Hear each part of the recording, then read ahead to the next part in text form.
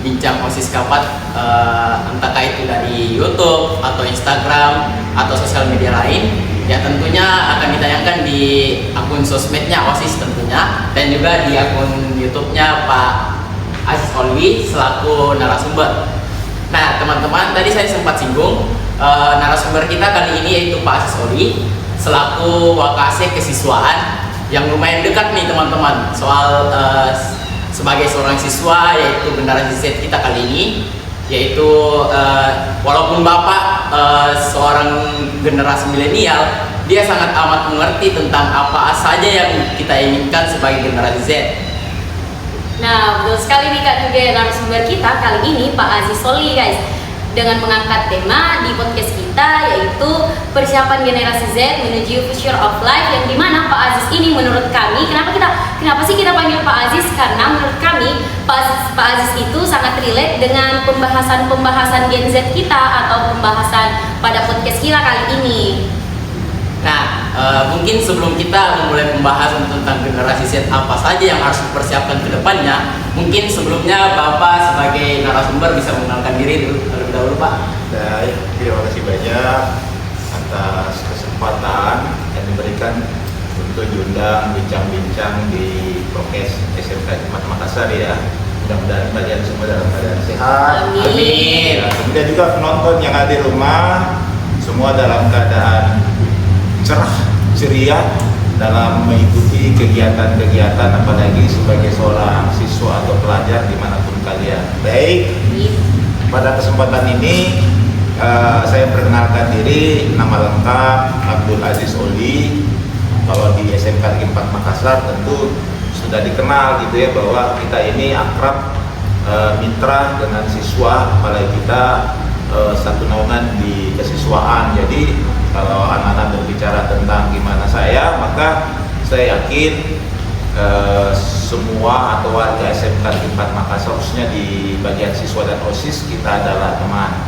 Kemudian kebetulan saya mengajar bidang studi pendidikan Pancasila. Nah, kalau pendidikan Pancasila ini kurikulum merdeka, tapi sebelumnya itu saya mengajar PPKN, pendidikan Pancasila dan kewarganegaraan, gitu ya anak-anak sekalian. Dan alhamdulillah pada kesempatan ini juga saya diberi kesempatan untuk mengajar di perguruan tinggi, namanya praktisi mengajar, dan kita mendapat kesempatan untuk mengajar di Universitas Jambi. Oh iya, Jambi, alhamdulillah. Sana kita pegang dua bidang studi, yaitu Pancasila dan Hukum dan HAM. Jadi lumayan lah untuk menambah-nambah pengetahuan dan bisa bersilaturahmi dengan mahasiswa yang ada di Jambi. Sepintas seperti itu ya. Nah, ini Pak, kami tadi sempat dengar soal Bapak yang menjadi guru pendidikan Pancasila ya Pak? Iya, betul. Nah, bolehkah kami mengetahui Pak tentang kenapa sih Bapak minat menjadi seorang guru pendidikan Pancasila? Gitu ya. Atau mungkin di sewaktu Bapak muda atau remaja gitu Pak, apakah Bapak pernah bercita-cita seperti tentara kah atau yang lain Pak, bukan seperti guru? Ya, pertanyaannya menarik. Apa sih sebenarnya cita-cita saya sebelum menjadi seorang pengajar atau guru gitu ya? Jadi memang setiap generasi itu punya harapan gitu ya, punya cita-cita, mungkin sama dengan kalian ini ya, punya cita-cita ke depan, mau jadi apa, mau berbuat apa gitu ya. Dan pada waktu saya seumuran kalian semua tuh sebenarnya maunya ya jadi seorang tentara militer ya, karena saya senang melihat kalau tentara tuh disiplin, kemudian penampilannya keren, maco gitu ya. Jadi saya pengen sekali menjadi seorang bagian dari Tentara Nasional Indonesia, tetapi ya mungkin Tuhan berkehendak lain gitu ya. Ujung-ujungnya saya menjadi seorang guru gitu ya. Ini sudah mungkin semacam takdir gitu ya, bahwa kita memang ada cita-cita tapi kita diberikan di tempat yang berbeda gitu. Dan saya menerima dan enjoy sebagai seorang guru, alhamdulillah kita menikmati karena kita bisa berkenalan gitu ya satu sama yang lain, khususnya bagaimana kita bisa dekat dengan siswa. Ini mungkin salah satu hikmah dari apa yang kita geluti sekarang gitu.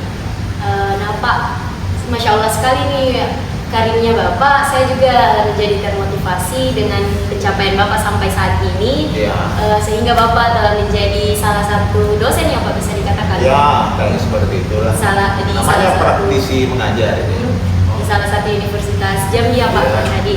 Nah, di transisi perpindahan Bapak kan dulunya ini Bapak mau jadi tentara nih, apalagi badan-badan tak ini cocok sekali nih Pak. Nah, di transisi perpindahan Bapak yang tadinya mau jadi tentara tapi malah jadi ke guru, sempat nggak sih Bapak ngerasa down kayak wah kecewa banget sih nggak bisa jadi tentara atau gimana Pak? Jadi sebenarnya ada arah situ ya, bahwa kita yang namanya cita-cita itu kita pengen mewujudkan cita-cita itu menjadi sesuatu kenyataan, apalagi menyangkut tentang karir kita depan gitu. Jadi ada perasaan-perasaan seperti itu pada waktu itu ya, namanya juga kita masih muda, masih gampang berubah, kita prinsipnya masih belum terlalu terlalu kuat untuk membentuk karakter kita, sehingga kita gimana gitu ya. Tapi seiring perjalanan waktu kita menyadari bahwa memang ini adalah bukan secara kebetulan. Artinya memang Tuhan itu menuju kita ke sana karena memang mungkin bisa jadi basicnya kita di situ ya, pengetahuannya kita di situ, pemahamannya kita di situ, sehingga Tuhan memberikan wah kamu nggak cocok di tentara gitu ya, mungkin kamu cocoknya menjadi guru saja, sehingga kamu bisa lebih akrab dengan siswa, bisa lebih mengembangkan siswa, bisa membimbing dan mengarahkan gitu. Ya. Begini Pak, kita kembali ke topik ya Pak. Boleh. Apa topiknya sekarang? Ini tentang generasi Z-nya. Persiapan generasi Z Ya, menuju persiapan future of generasi life. Z gitu ya. Iya Pak, Oke. betul sekali. Nah, ini kan generasi Z Pak, Ya. dikenalnya sebagai generasi yang manja lah, Generasi Ya. labil, Ya, labil. generasi sandwich. Ya. Nah, Baik. Terus? menurut Bapak, apakah sebutan-sebutan yang tadi memang pantas untuk menggambarkan generasi kami nih, generasi Z Pak? Ya Pak, apakah benar-benar relate atau hanya semata bahasa doang? Ya, dari beberapa pengalaman Bapak menghadapi beberapa kriteria siswa di SMK Negeri 4 Makassar ini Pak. Baik. Jadi ini pertanyaannya pertanyaan kekinian gitu ya. Iya, Pak. Apa yang Oke. terjadi di tengah-tengah kalangan gitu. Artinya untuk generasi muda sekarang. Jadi sebenarnya harus diluruskan dulu pengertian dari Z itu ya. Jadi arti generasi Z itu adalah zoomer gitu ya. Zoomer. Jadi sama dengan orbit semacamnya ya. Jadi generasi ini adalah sebuah generasi yang lahirnya itu sekitar 1997 sampai 2012, sehingga dikatakan generasi Z, Zoomer. Nah, yang perlu dipahami ini sebenarnya tidak ada kaitan dengan Z dengan pemahaman sekelompok orang bahwa Z itu menandakan bahwa lemah, manja, gitu ya. Tidak seperti itu. Jadi generasi Z itu adalah sebuah generasi yang lahir bertepatan dengan perkembangan teknologi. Itu ya. Nah, malah sebenarnya ciri-ciri generasi Z itu adalah sebuah generasi yang melek teknologi. Oh iya, Ya, paham teknologi gitu ya. Karena kan seperti ini sekarang kita bergaul dengan teknologi gitu ya. Kemudian yang kedua, mobilitas digital yang tinggi. Artinya sebuah perubahan, perkembangan tentang dunia digital yang semakin berkembang atau tinggi, dan itu dipahami oleh generasi-generasi Z istilahnya gitu ya. Kemudian serba cepat. Nah, generasi sekarang itu cepat gitu, karena memang dia sesuai dengan perkembangan zaman gitu ya, sama dengan teknologi. Contoh deh kalian kalau punya HP ya, ini hari gimana kapasitas memorinya, RAM-nya berapa, tiba-tiba minggu depan berubah jadi sekian, cepat kan? Oh, iya. Nah, gitu lah. Nah, ini juga bisa dikonotasikan ke dalam sikap kalian untuk cepat gitu. Kemudian ambisius. Nah, generasi Z itu ciri-cirinya salah satunya adalah ambisi. Jadi dia ingin mencapai sesuatu itu bukan setengah-setengah, tapi memang dengan serius, dengan sungguh-sungguh, dengan sebuah ambisi ya untuk mencapai sesuatu itu. Kemudian yang terakhir, ciri daripada generasi Z itu adalah isu-isunya terkini. Maksudnya isu-isu yang ada itu adalah betul-betul yang sekarang yang terjadi, bukan hal-hal yang sudah lewat. Seperti yang dimaksud dengan generasi Z. Jadi kalian jangan mau dikonotasikan gitu ya bahwa generasi Z adalah generasi yang lemah, manja. Ada lagi yang mengatakan generasi Z itu adalah generasi stroberi gitu Iya, ya, Pak. generasi yang kayak buah gitu ya. Ini gampang bonyok istilahnya. Apa istilahnya kalau bahasa Makassar itu? Jampok gitu ya. Lebih gampang gitu ya. Gitu. Nah, bukan seperti itu ya. Ini semua mudah-mudahan kalian tidak terpengaruh dengan istilah itu. Malah kalau bisa kalian mengembangkan diri, semangat lebih lebih terpacu lagi. Gitu. Berarti Pak, istilah untuk generasi Z itu cuma istilah saja Pak ya, seiring perkembangan zaman. Ya kan gini ya, kalau kita melihat yang namanya generasi muda tuh ya, kan bervariasi. Ya betul sekali. Nah, sifatnya, kemudian kepribadiannya, karakternya. Tapi kan kalau yang ditanggapi orang bahwa generasi Z itu adalah generasi yang manja dan sebagainya, pasti kalian tak setuju kan? Iya sih Pak, Iya. karena ada beberapa tokoh generasi Z yang memang bisa membanggakan Yang punya pencapaian. Betul, itu saya seperti itulah. Jadi memang ada sekelompok pemuda yang masuk di era Z itu ya, kan ada sejumlah generasi gitu ya di era ini kan. Ya. Nah tidak semuanya kan generasi ini jadi positif, ada kan yang negatif ya. Ada yang terlibat hal-hal yang berkaitan dengan kriminalitas, kemudian ada yang tidak memiliki semangat, ada yang tidak gimana. Itu mungkin yang sekelompok orang yang ditanggapi sebagai generasi yang Z yang seperti itu. Tapi kan ada juga generasi Z yang memiliki kemampuan yang luar biasa kan, pencapaian yang luar biasa. Jadi mudah-mudahan kalian bisa membedakan dan memahami apa yang dimaksud dengan generasi Z yang sebenarnya. Gitu. Nah, ini Pak, berbicara soal ambisi tadi, Ya. kan tadi Bapak baru mengatakan bahwa salah satu ciri khasnya generasi Z yaitu memiliki ambisi besar. Ya. Ya. Nah, tapi ada beberapa curhatan dari beberapa generasi kami, Pak. Dia itu kayak ambisinya ini, Pak. Dia dihalangi oleh orang tua, Pak. Itu ya. Iya, itu bagaimana Pak kira-kira? Oke.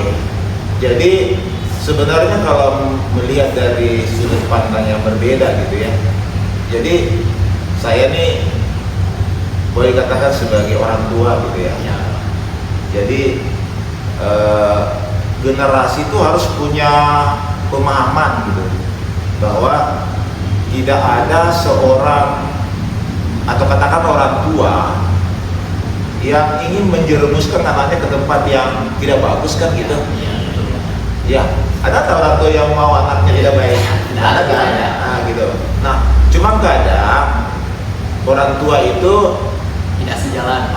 gitu, Tidak maksudnya sejalan beda dengan- pendapat, beda Ya, paham. betul. Orang tua maunya apa, anaknya apa, Ya. sehingga anak ini mikir loh, ini orang tua saya tidak mendukung gitu ya, Kayak bukan gitu, Pak. menghalangi Ya. gitu. Padahal sebenarnya tujuannya bukan itu gitu. Nah, menurut saya hal seperti ini kan perlu dikomunikasikan Ya. antara anak dengan orang tua, gimana sebaiknya gitu tentang sesuatu harapan itu yang ingin dicapai gitu ya. Jadi bukan sebenarnya menghalangi gitu, bukan mengekang atau bukan membatasi, tapi mungkin lebih tepatnya lebih memberikan ke arah-arah yang menurut orang tua itu lebih baik gitu. Nah Pak, sebelumnya kami ini udah buat persiapan untuk podcast kita kali ini. Ya. Dan kami telah membuat beberapa story Pak di Ya. Instagram officialnya kami Ya. tentang yang berkaitan langsung dengan generasi Z nih. Dan dari teman-teman ada juga yang komen nih Pak tentang pertanyaan apa saja sih yang bisa kami pertanyakan ke Bapak. Nah, jadi kami di sini sebagai jembatan lah ya Pak istilahnya. Nah, bisa Pak dari pertanyaan pertama itu bagaimana sekolah menyeimbangkan kebijakan kedisiplinan dengan kebutuhan generasi Z akan kebebasan berekspresi? Oh ya, oke. Sebelum saya jawab, saya minum kopi dulu ya. Oh iya, boleh. Ya, boleh Pak. Kita kopinya dingin.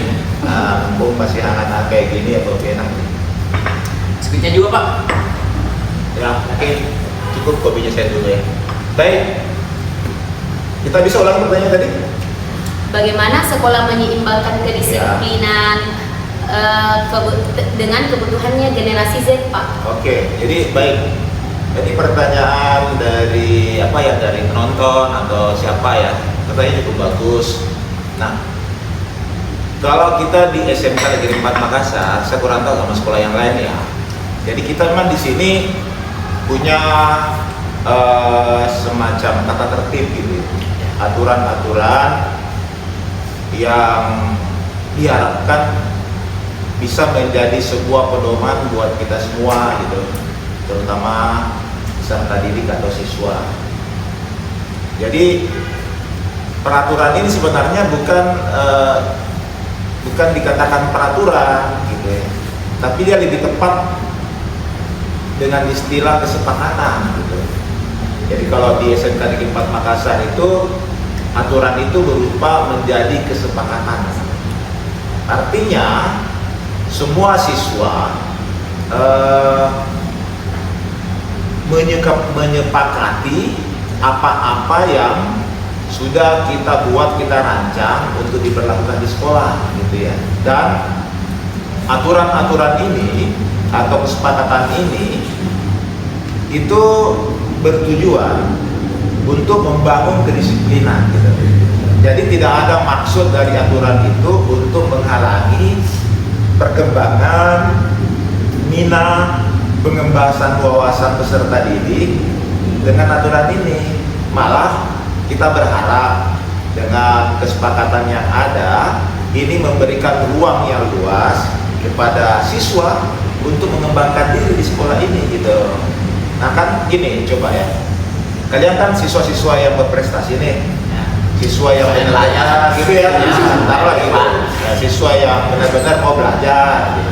Nah coba deh, kalau tidak ada aturan di sekolah kita nih, seperti apa? Misal kayak Rambut.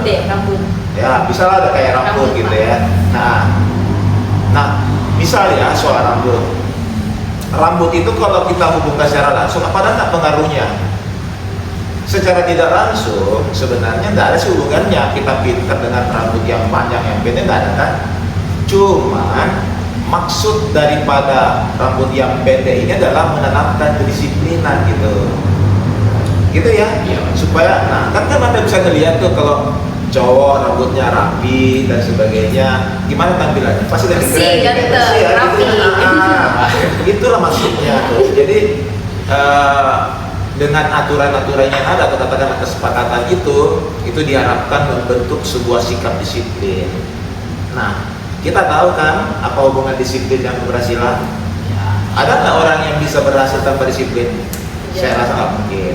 Jadi keberhasilan itu mesti ditunjang dengan kedisiplinan yang ketat dari semua siswa gitu. Termasuk sekolah kita ini bisa berjalan dengan baik kalau siswanya semua pada taat aturan atau disiplin. Contoh yang paling kecil, datang ke sekolah, masuk kelas jam 7.15. Ini kalau rutin kan artinya membawa pengaruh yang positif. Artinya semua siswa di rumah, oke deh, capek-capek bangun pagi-pagi. Jadi kan nggak mungkin berangkatnya jam 7.15 kan? Harusnya bangun jam berapa coba? kalau saya sih biasanya jam 6 ya, atau malahan sebelum subuh lah. Iya, harus kan kita mesti sholat subuh kan? Betul. Iya. Atau ini nggak ada yang sholat subuh mungkin? Penontonnya nggak ada yang sholat. Parah dia. Aduh, jadi saya yakin nggak bakal terlambat kalau kita bangun untuk sholat subuh. Udah sholat subuh, kita mempersiapkan diri dan sebagainya, ya bisa sampai di sekolah 7.15. Saya rasa kayak gitu deh. Nah, jadi guys, jangan jadikan aturan sebagai tekanan, Ya. tapi jadikan aturan itu sebagai langkah awal kita untuk disiplin ya Pak. Nah selanjutnya apa tuh Kak Nuge pertanyaannya? Nah ini Pak, soal masih tentang ambisinya para Gen Z ya Pak. Ya.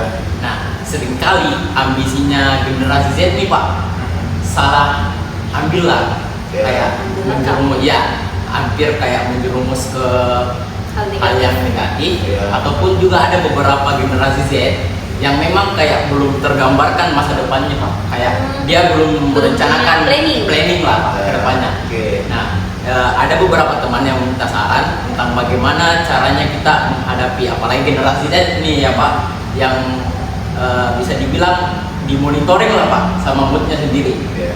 Ya, itu sebenarnya sih kembali ke awal ya Pak, untuk kayak istilah generasi Z yang melempeng lah atau apa, mungkin tergambar dari situ Pak, tentang generasi Z yang mut-mutan atau yang tidak tergambar sama sekali tentang masa depan atau ambisi yang salah Pak gitu. Baik. Ini kalau kita berbicara tentang lebih tepatnya cita-cita ya. Ya, Ambisi itu bisa negatif, bisa positif. betul. Kalau ambisinya melewati kapasitas dan kemampuan itu kan namanya menghayal gitu ya. Jadi ambisi ini perlu ditunjang dengan kemampuan dasar gitu. Jadi jangan coba-coba menambisi sesuatu tanpa melakukan sebuah pergerakan. Betul sekali. Jadi ambisi itu ditunjang dengan sebuah pergerakan. Itu contoh ya, kita mau jadi apa lah ya? Kalian jurusan apa ya? Saya berdua ini tidak TKJ Pak. TKJ nanti Iya.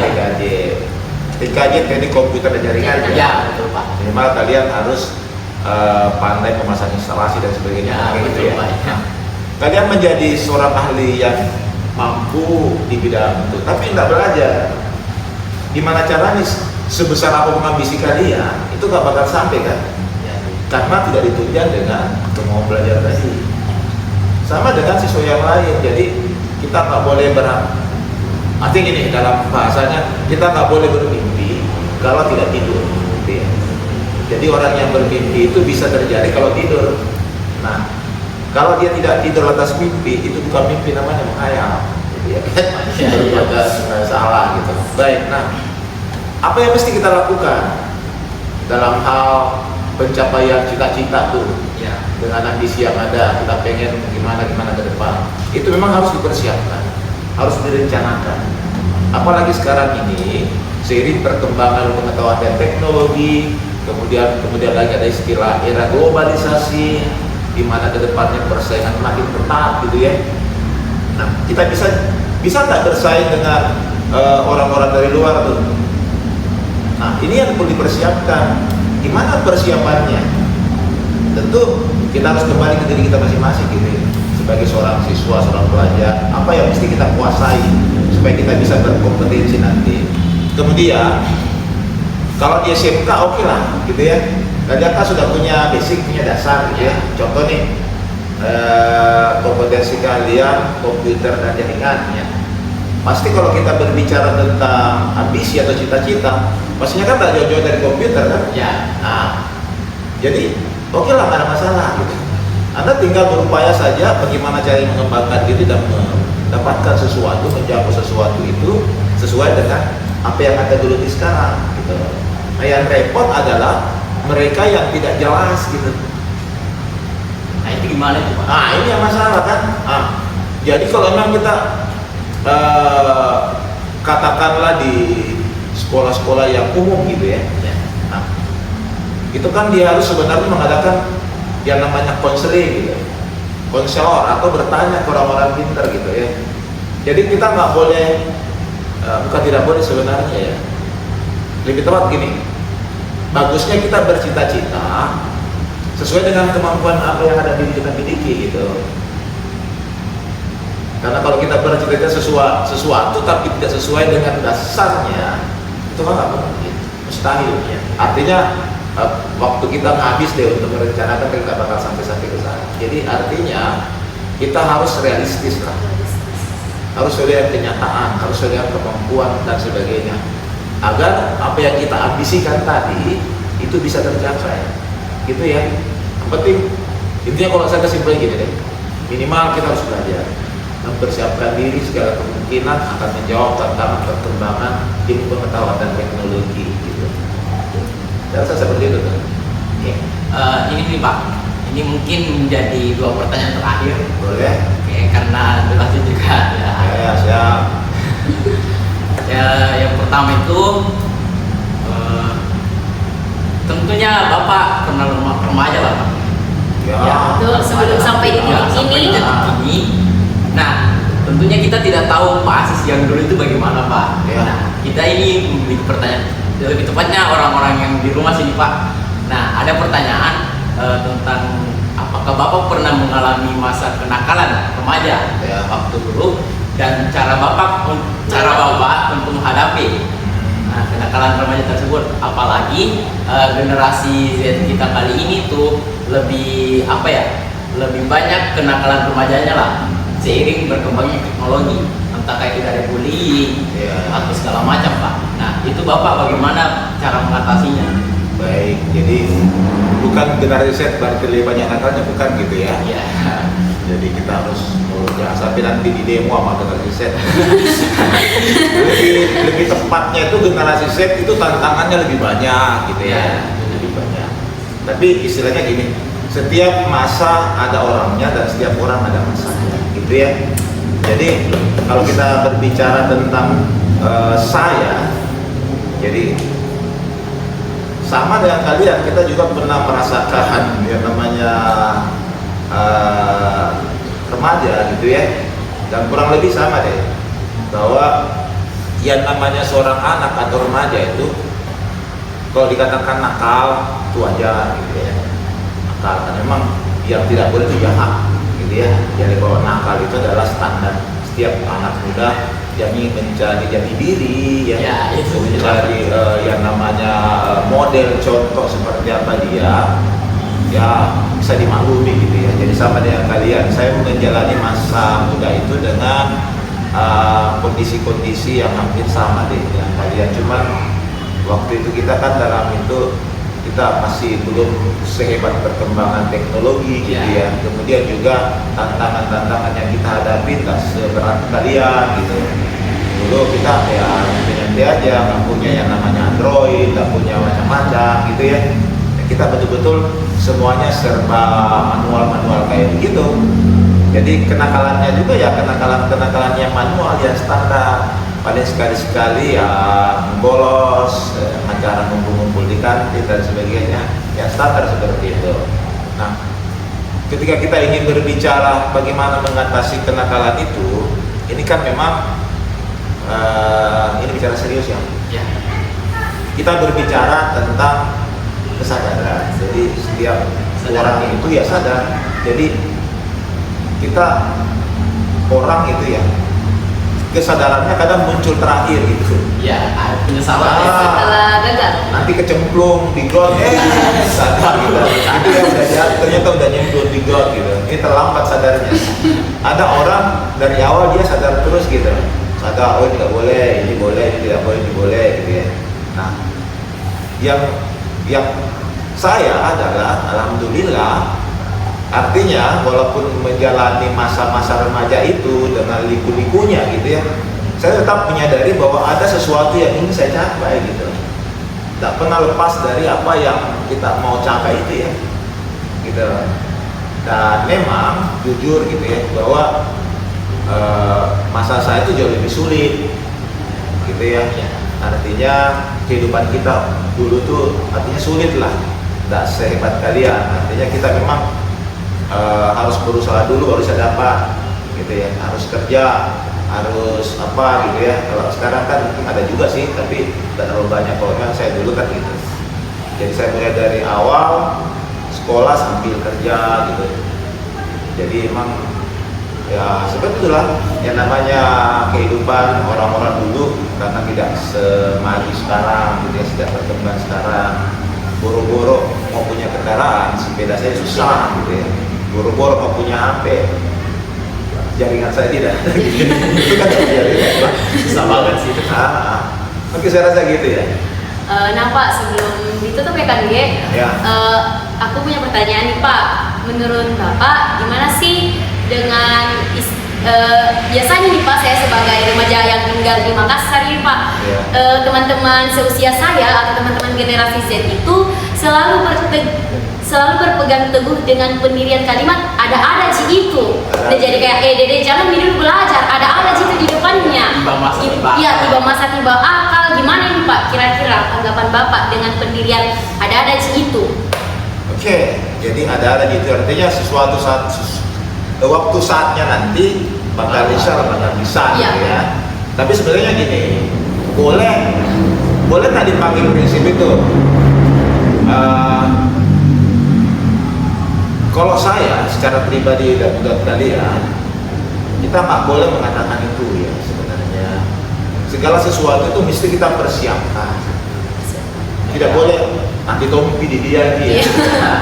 Nah, contoh gini deh. Kita nanti semester bulan berapa ya? Bulan 12 Pak di Bulan awal. 12 ya, atau bulan 12 ya, kita ujian semesteran ya. Belajar yuk. Nanti tompi deh. Dijawab tompi itu. Dan itu betul sih, bisa dijawab. Tapi jawabannya benar apa salah? Ngasal, pasti Pak ngasal. Benar. Pasti jawabannya kemungkinan besarnya salah. Paling itu Pak A, B, C, Ah, D. iya. Jadi Atau kancing. nah, gitu ya. Jadi menurut saya lebih bagus kalau seorang belajar itu jangan tunda waktu. Malah kalau bisa kita buat sebuah perencanaan. Gitu. Ini hari kita belajar apa, besok belajar apa. Ini berkesinambungan sehingga pada saatnya nanti kita sampai pada waktu katakanlah semester ujian dan sebagainya, ini berarti kita sudah siap, tidak kelabakan dalam menjawab. Saya gitu ya.